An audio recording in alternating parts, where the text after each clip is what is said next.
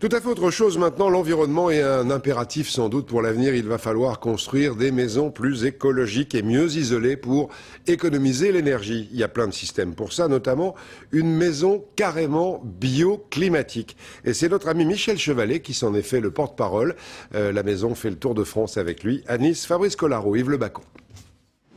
On ne peut pas la rater. En plein cœur de Nice, sur la place Masséna, cette maison en bois est dotée de panneaux solaires et ce que l'on appelle une maison bioclimatique, c'est-à-dire qu'elle est conçue de telle manière qu'elle ne consomme que très peu d'énergie. Quant à son propriétaire, il nous rappelle quelqu'un. La maison BBC, basse consommation d'énergie, comment ça marche? Suivez-moi. Mais oui, il s'agit bien de Michel Chevalet, journaliste scientifique et aujourd'hui concepteur de cette maison écologique. Son but, faire de la pédagogie auprès du grand public et expliquer les techniques de construction qui amèneront à réduire la consommation d'énergie à compter de 2012. 3 règles. La première, super isolée. La deuxième, bien choisir ses matériaux, parce qu'il y a de mauvais isolants. Et puis la troisième, c'est une maison étanche, c'est-à-dire contrôler la circulation d'air. Bien choisir ses matériaux, il y a des règles de physique incontournables. Regardez. 1 cm de laine d'air a le même pouvoir isolant que 5 de bois ou que 62 de béton plat.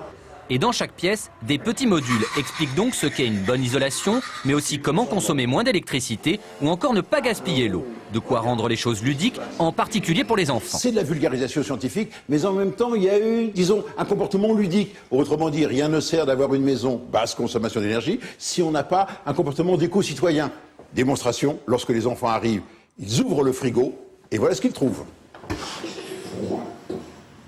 Ne laissez pas la porte ouverte trop longtemps parce que vous faites rentrer de l'air et ça réchauffe les aliments. Au niveau de l'électricité, les ampoules, nouvelles normes, tout ça, ça oui, on y comprend parce que c'est facile à expliquer. Mais après, au niveau de toutes les normes qui vont être imposées maintenant, c'est pas évident du tout. Comme on dit, une petite goutte plus une petite goutte d'économie, ça fait un grand fleuve.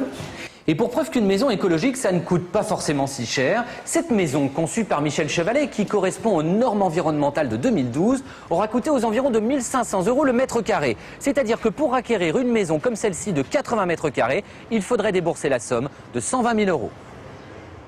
Étonnant, en tout cas on était content de revoir l'ami Chevalet qui a changé de métier, mais qui a toujours la pêche.